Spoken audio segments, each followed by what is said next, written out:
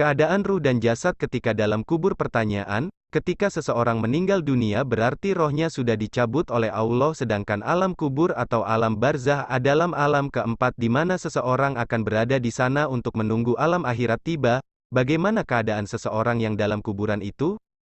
Apakah rohnya yang sudah dicabut akan dikembalikan ke jasad yang sudah di dalam kuburan itu sehingga ia kembali utuh seperti waktu ia hidup dan menunggu hari kiamat? Bagaimana juga keadaan seseorang yang sudah dalam kuburan itu ketika menjawab pertanyaan dari malaikat? Apakah malaikat bertanya kepada jasad yang sudah dikubur itu saja atau rohnya sudah dipasang lagi ketika malaikat mau bertanya padahal saat kita meninggalkan roh kita sudah dicabut? Di dalam hadits yang diriwayatkan dari Al-Bara bin Azib bahwasanya Rasulullah SAW bersabda, "Berlindunglah kalian kepada Allah dari azab kubur." Beliau menyebutkan 2 atau 3 kali, kemudian berkata, "Sesungguhnya seorang hamba yang beriman apabila akan berakhir hidupnya di dunia dan akan mengawali akhiratnya, maka turunlah para malaikat dari langit dengan berwajah putih seperti matahari dengan membawa kain kafan dan wewangian dari surga dan mereka duduk di sisinya sejauh mata memandang. Kemudian datanglah malaikat maut dan duduk di sebelah kepalanya dengan mengatakan, 'Wahai jiwa yang tenang, keluarlah menuju ampunan dari Allah dan keredoannya.' Beliau SAW bersabda, maka keluarlah ruhnya seperti tetesan air dari bibir orang yang sedang minum, maka dia, malaikat maut pun mengambilnya, dan tatkala dia mengambilnya maka para malaikat yang lain tidaklah membiarkannya berada di tangannya walau hanya sesaat sehingga mereka mengambilnya dan menaruhnya di atas kafan yang terdapat wewangian hingga keluar darinya bau semerbak kesturi yang membuat wangi permukaan bumi."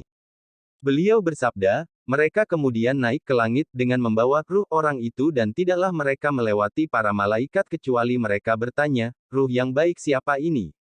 Mereka menjawab, "Fulan bin Fulan," dengan menyebutkan nama terbaik yang dimilikinya di dunia, sehingga mereka berhenti di langit dunia.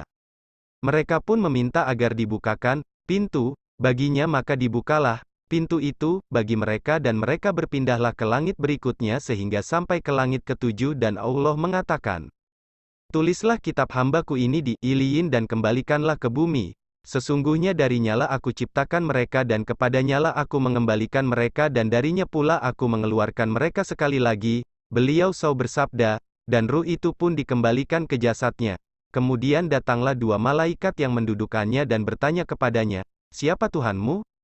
Dia pun menjawab, "Tuhanku Allah." Keduanya bertanya lagi, "Apa agamamu?" Dia menjawab, "Agamaku Islam." Keduanya bertanya, "Siapa lelaki yang diutus kepada kalian ini?" Dia menjawab, "Dia adalah Rasulullah SAW." Keduanya bertanya lagi, "Apa ilmumu?" Dia menjawab, "Aku membaca Al-Quran, kitab Allah. Aku mengimaninya dan membenarkannya."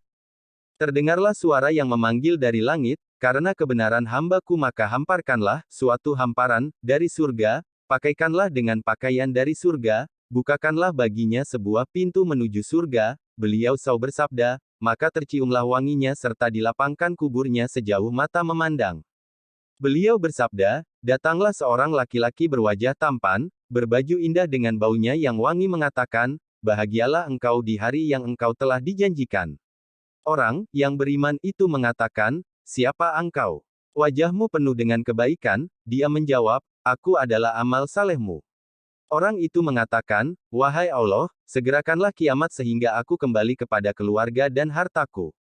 Beliau SAW bersabda, "Sesungguhnya seorang hamba yang kafir apabila akan berakhir hidupnya di dunia akan mengawali akhiratnya, maka turunlah para malaikat dari langit yang berwajah hitam dengan membawa kain dan mereka pun duduk di sisinya sejauh mata memandang. Kemudian datang malaikat maut dan duduk di sebelah kepalanya dengan mengatakan, 'Wahai jiwa yang buruk, keluarlah menuju amarah dan murka Allah.'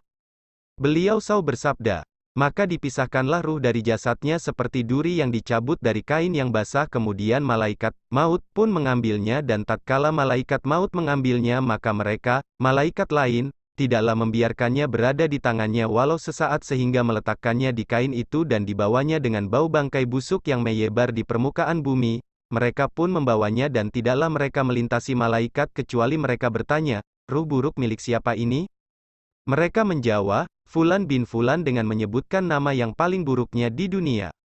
Kemudian mereka sampai di langit dunia dan meminta untuk dibukakan pintu, baginya maka tidaklah dibukakan baginya. Kemudian Rasulullah SAW membaca firman-Nya, sekali-kali tidak akan dibukakan bagi mereka pintu-pintu langit dan tidak pula mereka masuk surga hingga unta masuk ke lubang jarum. Kemudian Allah berkata, tulislah kitabnya di sijin di bumi yang paling rendah, maka ruhnya dilemparkan dengan satu lemparan. Kemudian beliau SAW membaca, dan barang siapa mempersekutukan sesuatu dengan Allah, maka dia seolah-olah jatuh dari langit lalu disambar burung, atau diterbangkan ke tempat yang jauh. Ruhnya pun dikembalikan ke jasadnya dan datanglah dua malaikat mendudukannya seraya bertanya, siapa Tuhanmu? Maka dia menjawab, aku tidak tahu. Keduanya bertanya, apa agamamu? Dia menjawab, aku tidak tahu. Keduanya bertanya, siapa laki-laki yang diutus kepadamu ini? Dia menjawab, aku tidak tahu. Maka terdengar seruan dari langit. Karena pendustaannya, maka hamparkanlah suatu hamparan dari neraka dan bukakan baginya suatu pintu menuju neraka dan terasalah panas serta angin panasnya bagi orang itu dan dia pun dihimpit oleh kuburnya sehingga hancur tulang-tulangnya. Datanglah seorang laki-laki yang berwajah buruk dengan pakaian yang bau busuk dan mengatakan, bergembiralah kamu di hari yang buruk bagimu yang telah dijanjikan ini. Orang itu berkata, siapa kamu dengan wajahmu yang penuh dengan kejahatan? Dia menjawab, aku adalah amal burukmu. Orang itu pun berkata, wahai Allah, janganlah engkau adakan kiamat, hari Ahmad. Hadits di atas menjelaskan tentang keadaan ruh seseorang saat berpisah dari jasadnya pada saat sakaratul maut. Kemudahan saat itu dialami oleh seorang yang beriman sementara kesulitan yang luar biasa dialami oleh seorang yang kafir. Hadits itu pun menjelaskan bahwa ruh yang dibawa menuju langit setelah terlepas dari jasadnya kemudian dikembalikan lagi ke jasadnya di bumi untuk merasakan fitnah kubur, yaitu pertanyaan-pertanyaan yang diajukan oleh dua malaikat tentang siapa Tuhannya, nabinya dan agamanya. Seorang yang beriman diberikan kemudahan di dalam menjawab pertanyaan itu, sebagaimana janji Allah SWT kepadanya, firman-Nya. Artinya, Allah meneguhkan iman orang-orang yang beriman dengan ucapan yang teguh itu dalam kehidupan di dunia dan di akhirat, dan Allah menyesatkan orang-orang yang zalim dan memperbuat apa yang Dia kehendaki. Surah Ibrahim 27. Sebaliknya dengan keadaan seorang yang kafir, ia tidak sanggup menjawab semua pertanyaan tersebut dikarenakan kekufurannya.